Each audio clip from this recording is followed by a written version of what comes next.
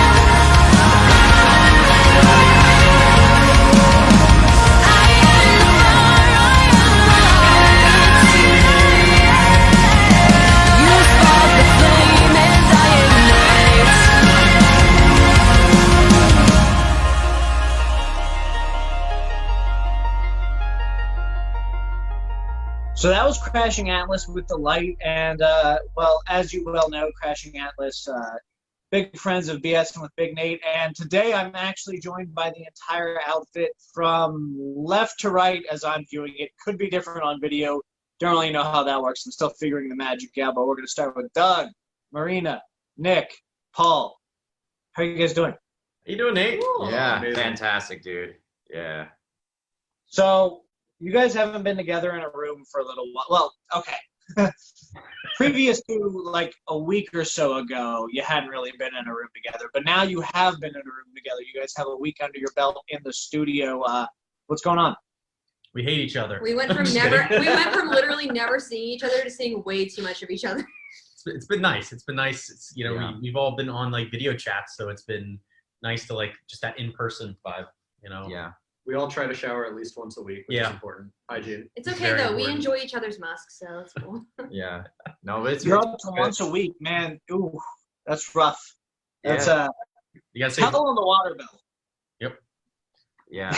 Yeah. You so- guys like stagger those times, or are we all going at once? Like, how's that work, shower wise? Oh, shower wise. well, I Nick- mean, Nick and I mean, Paul like we- to lather each other up. we just turn the hose on Paul outside and have him drip dry. Take a lap around the studio. Marina goes first because she's a singer, and me and Doug are left with whatever water's left, and that seems to be how it goes. Right. It's It's All usually right, reuse stuff. Yeah. run on. let's talk about the important things. How have things been in the studio from a music standpoint so far? It's been awesome. So good so far. Just being away from each other for 7 months and just realizing that like all we needed was to be in the same room to just get like that extra oomph of creative fire. It's been unreal. So there was a lot of writing going on during the quarantine. Of course, I kept trying to get you guys to cover Tiger some King. Tiger King action, but you guys said, no, you're an idiot, shut up. We're going to roll with this original music. We And need to be able to do Tiger King justice, and I don't know if we could do it. Joe Exotic. if there's ever a band I've had faith in, it's you guys. But what I have to ask is there anything you guys showed up and you're like, this doesn't work, we've got to throw it away, or, man, this sounds a lot better than I thought it would? It's been weird.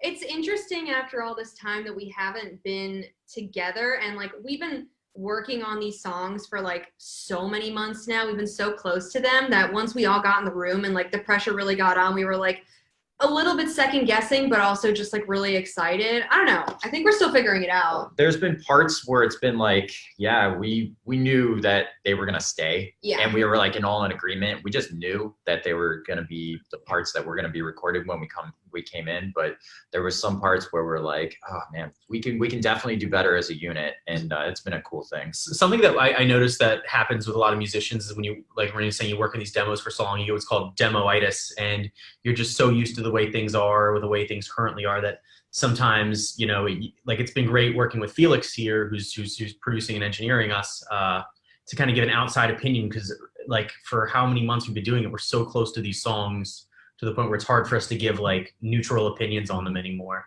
Yeah. Which is it's been great getting like some outside ears in on this. Yeah, but what's great is like the soul of the song for the most part isn't really changing. I mean, every now and then we do have slight changes, and then sometimes we'll have like more of a more expansive change, but the soul of the song kind of still remains there, the feel, the pulse.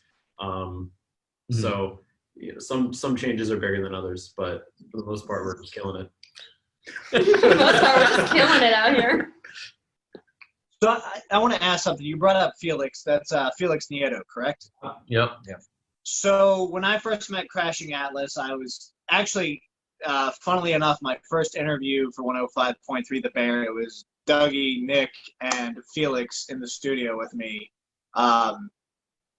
as Crashing Atlas. So obviously there's a bit of an intimate relationship there. Does that help? Does that hurt? Like, how do you feel about having Felix involved? God, it's the best. It's awesome. It's that comfort level. He'll tell us when we suck. Yeah. There's no hurt feelings with the guy, because it's like, well, I want you here because I know you can do it and I know you guys are good. Like, I mean, he's worked with us so closely for like the whole time we've been a thing. So it was like just the only natural thing to do was to work with him again. Yeah. He's like the fifth Beatle. A little bit, yeah. Yeah, he really is. I love I couldn't fathom going to anybody else. Like when I thought like, who do we want to work with for Crashing Atlas's like full length debut? It was like, yeah, Felix. He knows our sound. He knows what we want to be, and we trust him.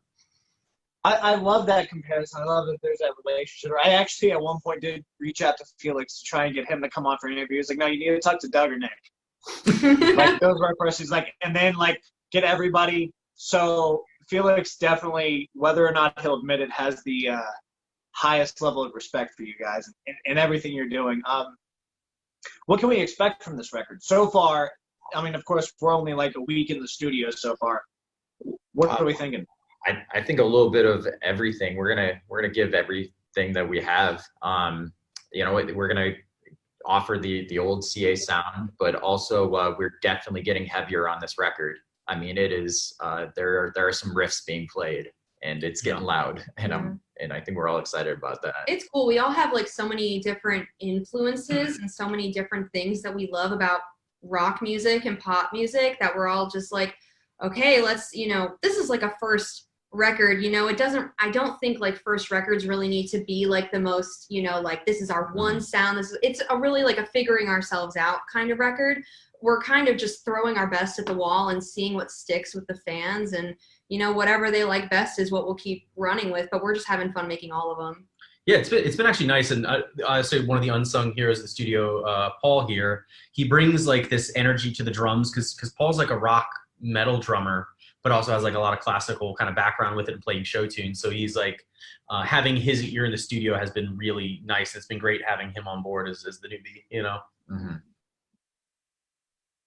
Paul, are they abusing you, or like how's that work? How do you feel? Because like I feel like Nick's just saying that so you don't like come out of this with like, yeah, man, they're all mean. You keep your mouth shut. I signed something, so I actually have. No, these guys are great. It's been great. Like, I mean, I've known Nick and Doug and Marina for so long, anyways. So it was a really easy process coming in. I've worked with all of them with other projects before.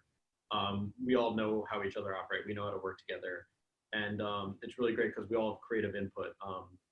A lot of times, maybe like the drummer comes in and tracks drums, and they say, "All right, shut your mouth and let the adults work now." But no, like we all have input. And even when I was tracking drums, almost everything, I'm like, "Hey, do you guys like this? Does it sound good?" And you know, it's a really good collaborative effort here. See, Nick's looking at me like he paid you to say that. Slip him $10. Good boy. Good boy. Here's a treat. Felix, you can go away with the cards. You can have the Yeah, shower. Felix is in the back with a few cards, you know. Do I get warm water today? So I want to ask a little bit about the studio space and the way the tracking works. Like from a production standpoint, are you guys all like playing live at the same time? Or are you guys tracking everything? Yeah, separate tracks. I mean, we have the demos as scratch tracks, which is good. It just helps us because I've never done that kind of thing where everybody just plays all at once in a live room and we just hope that everybody did everything right. That sounds like so terrifying. I haven't. It's hard and painful. That sounds so I have horrible. one time. It was So- not We're very much perfectionists in a lot of it, so it's whether like Paul was saying, whether whoever's tracking at a certain point in time, everyone's eyes and ears are focused on whatever we're tracking, whether it's bass, guitar, vocals, or drums. And so everyone's kind of chiming their input in on each instrument. So we're really taking each part under a magnifying glass, which has been stressful at times, but still great because it's I think we're getting some of our best work. And something I want to ask in relation to that is, so I mean, obviously you can pick things apart, everything's isolated, but how do you like? Where do you start? How do you decide to start? Because each song, like as they're written, kind of has their own individual, like, okay, this is the key element. Like, how do you decide, like, all right, we really got to hammer in on the drums on this one versus the guitar, the vocals? Like how does that work in a collaborative process? Explain the demo how it works. So Yeah. the way we start is I have a studio at my space. It's not like the studio we're in now, but the way it works is we'll kind of like program everything in and record all the parts separately, and we'll kind of end up with one studio track that like is like our scratch track. It's in time, it's decent quality. We have all the isolated tracks and parts of it. So we bring that to Felix, and he's like, okay, I see your song as a whole. Here's all the parts of it. Let's fix some of the big issues, like cut this chorus in half, double this, move this here. And then I think going in with these demos has really been helpful for us because we can kind of hear the song overall, and then Paul will just track his drums kind of to that demo after we've kind of chopped it up a bit. And then I think the order we've mostly been going is kind of like drums, guitar and bass, vocals, and then our plan is once all the vocals are done, we want to revisit the guitar leads and synth leads to make sure that they really complement the vocals. So that's kind of been our process with it, and then add harmonies and all that other polishing. As for the writing process before we came in, that was kind of hard for us to figure out at first. I think that's why it's taken us like a minute to get here. But we finally got into a good groove where like Nick and Doug, they hop on a call, like they work out a general idea, they'll send it to us, and we try to give everything a chance. And if it's like, yes, this is it, we hold on to it, we explore it further. If, you know, we've given it all we can and it just doesn't fit for us, we're like, let's put it on the back burner. Maybe we can salvage a verse for the next project or something. I can't even count how many ideas that we went through during this quarantine to even get to a point where we're like, okay, we're good. We got like 10 songs where we're like, these don't suck. Like, yeah. it's definitely like an iterative process. Yeah. Like, you know, Doug and Nick and Marina would do a lot of like cool guitar and vocal work and say, hey, Paul, here's what we got. And they'd write like a really basic drum beat with MIDI software, and they'll send it out and they'll be like, Paul, can you make some improvements on here? And then we kind of have like it's an interesting cycle of just like, I don't know. Because you're rarely going to create something off the bat that's just like perfect. So it's like, you know, you're always having to go back and check your work and see, hey, does this make sense? And now that we've made this improvement, does everything else fall into place, or do we have to make other improvements? And quarantine writing is so weird. Yeah, there's a lot to it, but it's coming along nicely. It's also a lot of fun. Quarantine writing, I mean, to me, it's mind-boggling. I can barely focus on what I'm doing from 10 minutes to the next. You guys, of course, are an element of 4 individual people, and you guys were also doing some quarantine recording. There were covers released throughout the period of the quarantine, as well as some hangouts going on social media. So I want to kind of feel like how does that differ? Like, for instance, like the Jimmy Eat World cover versus that first time back all together. You're rehearsing before you go into the studio. How different was that?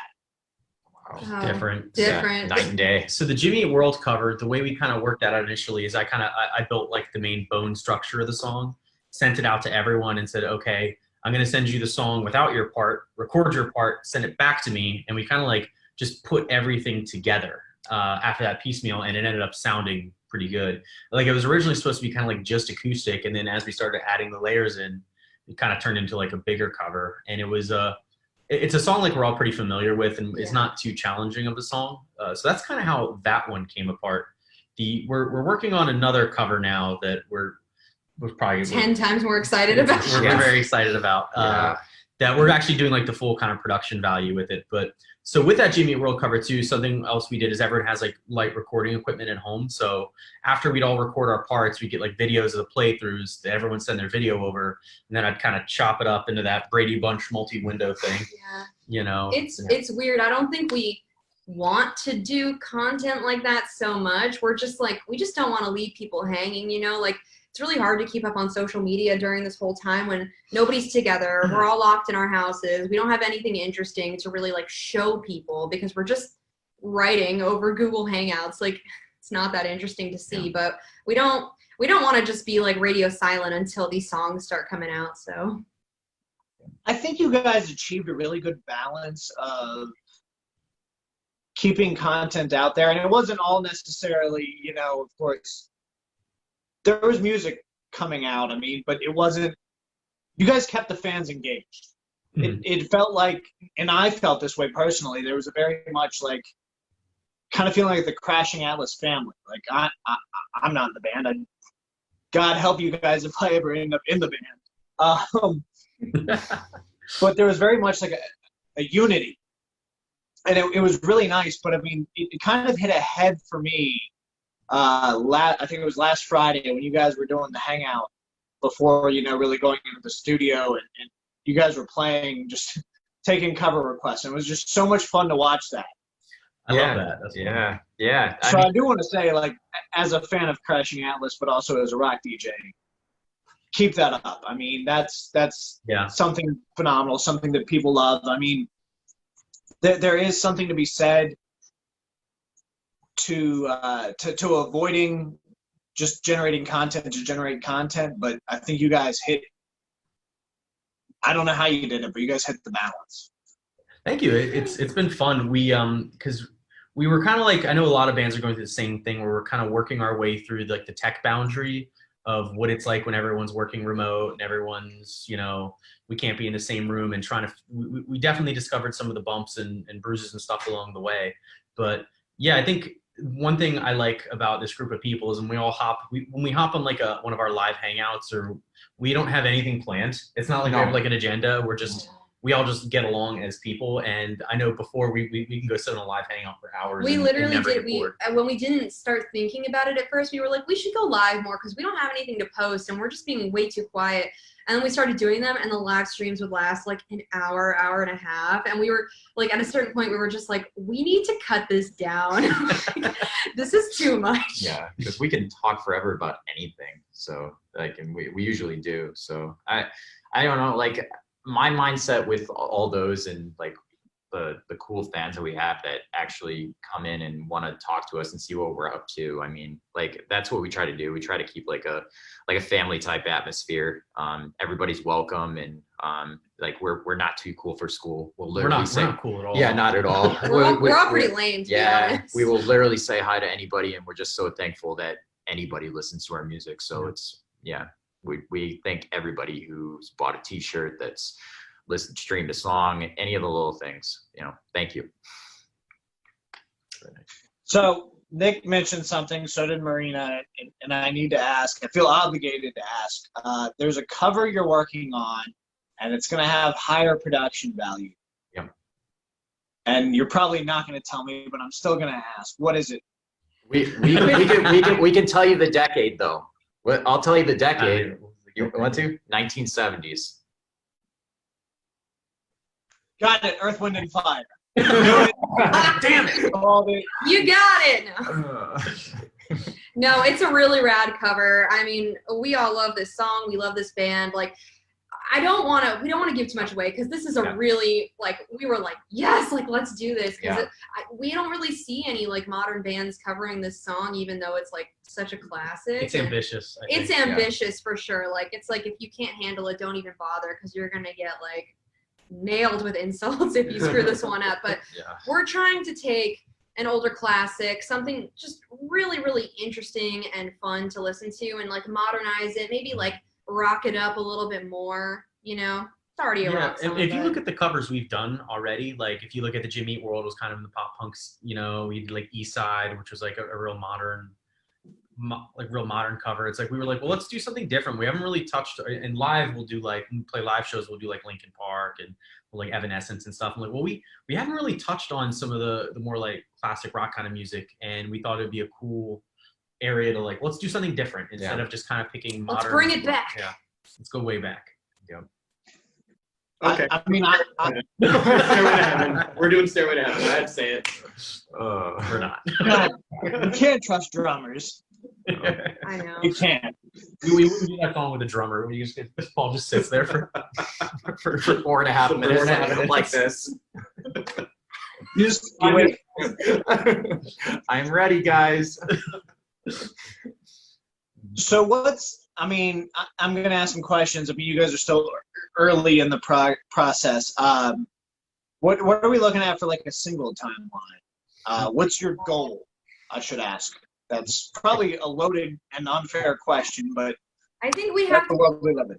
There's a lot of thought that needs to go into that. I think we have some ideas on which of the songs stick out to us the most, but it's one of those things where you don't really know until you hear the final product, like what song is just going to catch the most people with the production and the mixing and harmonies and everything else that we're going to add to it. Like, the songs are pretty bare bones right now, and we think they're good, but, like, I think once we get the full picture, we'll start getting all these ideas, like, oh, a music video, like, oh, this, oh, that, merch stuff. So, I mean, I guess we had our fingers crossed for before the end of the year, but, like, at the same time, you know, like, we want to do it right. And with the quarantine and everything, like, I don't feel like we're in a humongous rush, because, I mean, like, we want to get things out as soon as possible, but we also, like, we've kept people waiting pretty long. I feel like we're not against waiting however long we need to Right. make it right. Yeah, there's a lot too that is involved, like the mixing, mastering process, planning out a music video, doing the shoot. It's funny because when you think about it, just write a song, go into a Make a studio, video, make a like, video do and the drop thing. it. But it's like when you actually look at the moving parts, it's great. Like even like when we did like Monster, and that was a huge from soup to nuts song that took a while. But yeah, I think we'll be working our darndest to get it as soon as possible. Our very darndest. Our darndest. That was so wholesome. I love it. I appreciate that, and I think now more than ever is kind of the time to sit and really be a perfectionist. Because I mean, we're looking at the summer touring season's already ended. Yeah. Like it is what it is. So I think now's the time to really just hone in and put out the perfect album. I think you guys have a darn good shot. We're trying our darndest over here. Yeah. So we're gonna call the album the darndest. Our darndest. Speaking of that, is there a working title for the album?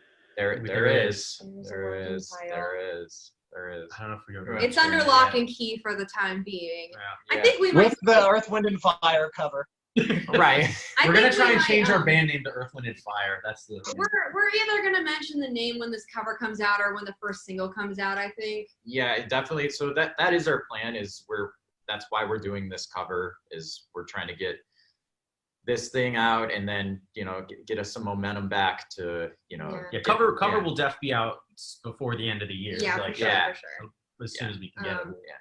This whole project that we're doing, it's a pretty big thing for us, and it's quite possible that we're going to need some help from the fans too. So that's another thing we're thinking about with this cover, is possibly starting like a crowd fundraising sort of thing, just because we just want to make it the very best. And the best way to do that is to have support and some funds and some wiggle room to make things really cool. All else, we'll just get Doug's side project going. Yeah. Doug and the baboons. Sounds like a country song. Doug's opening a petting zoo. I mean, well, hold on. It's coming full circle. Doug and the Baboons, he's opening a petting zoo. Tiger King covers. And Tiger Saw, man. Come full circle. This is It's You're never that far apart. My debut record, Carol Baskin did it. Killed her. I think you bring up an important point. The crowdfunding, getting the crowd involved. Like I said, I mean, there was the mention of it kind of being like a Crashing Atlas family. I think that's important because, like, when I've been involved with things like that before, there's a pride in feeling like, I was a part of this album. Yeah, I was totally. a part of what happened. I was a part of something. And I mean, it goes back to the Renaissance with patrons of the arts. And like, that's something that's really important. And I think now we're in an age where you've got certain streaming services ripping artists off. Yeah. You've got certain Fans. concert bookers and ticket sellers ripping artists off. I think it's important, and I think 2020 is the year to reinvent the way we look at music and really prioritize that as an art. So, I mean, you've got my full support for what it's worth, and I'm excited to see what you guys have coming up. It's extremely important to me that we get this out here, though. Where can they find Crashing Atlas on the internet? At Crashing Atlas. Yeah. On Facebook.com/Crashing Atlas Band. It's either Crashing Atlas or Crashing Atlas Band on Facebook, but most of them are just Just at Crashing Atlas. We're on the YouTube. I guess that's probably the most important place to follow us if you really want to get all our music. Follow us on Spotify, Twitter, Facebook, Instagram. I'm trying to get our Instagram followers up. That's a big one. So. And I guess, I don't know if we'll be doing it while we're in the studio, but normally we're going to still even try and make the Thursday Hangouts a regular thing. Yeah, for sure. Now that we're all in the studio and it's like today's a work day, I don't know if we'll be able to get the hangout in. Oh, just so you know, our hours when we've been in the studio have been like, they're very long. All day. Like, all day. 10 to 12 hours easily. We work way into like midnight and stuff like that, so it's been like kind of tough to get the street. But I think once we're out of the studio, we want to keep doing the Thursday. So if you follow us on Facebook, we do the Hangouts, we answer questions. We'll sometimes pick up an acoustic guitar and do terrible renditions of your favorite songs. So wait a minute, time out. What I'm hearing here is I just used up Paul's lunch break. Yeah. Yeah. Sorry, Paul. Paul, you don't get to eat. Sorry. No, it's guitar. Sorry, Paul. So these two are gonna be at the front wheel, and Paul and I are gonna be playing Hangman. So. Facts. I've been watching you guys for the past 3 hours. Is that what you've been doing back Yeah, there? we were playing Hangman. We're writing some so the guitar and bass is a lot more intense. It's intricate on this record. And like we're sweating trying to do these parts, and they're Yeah. playing a Hangman behind Right. us. Like, Hey, I helped. We're helping. no, they're helping a lot. yeah, absolutely.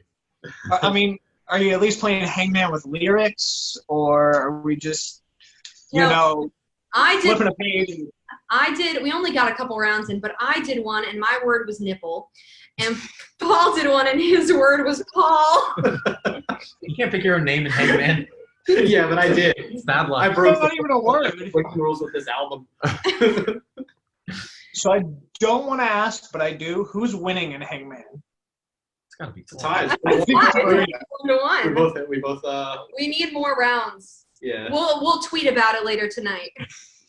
I'm gonna call my guy in Vegas, and we'll Yeah. we'll get it going. I'm Yeah, get some. save money's on Marina. Small unrelated thing. So Doug and I at a pub near where we used to live, they had this bar that you go into. It was like a hookah bar, and then they have like Connect Four, and me and Doug would go up like 3 times a week and just play each other in Connect Four for hours at a time. Yes. We got really good.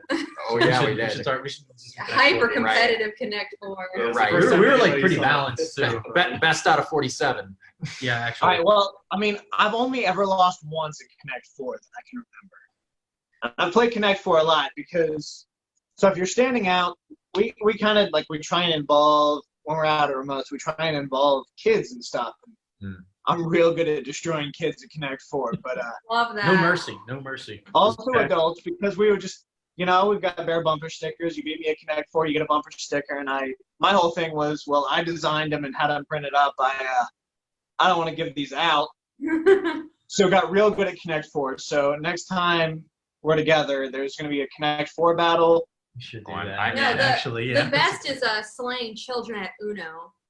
Oh, Or arm wrestling. Arm wrestling probably easiest. Uno, you could really destroy an ego and confidence, but Connect Four is kind of you're on their level. yeah. Yeah. Yeah. Uno, you should beat them at. Arm wrestling, Oh, it's so certain. satisfying to beat them at Uno, really. Better bring your A game, little Johnny. You better watch out. About to drop that +4 You on gotta you. take all your money. You skip. I do not want to play Uno with Marina. Well, I thank you guys for taking time out of your busy schedule and sacrificing Paul's lunch break.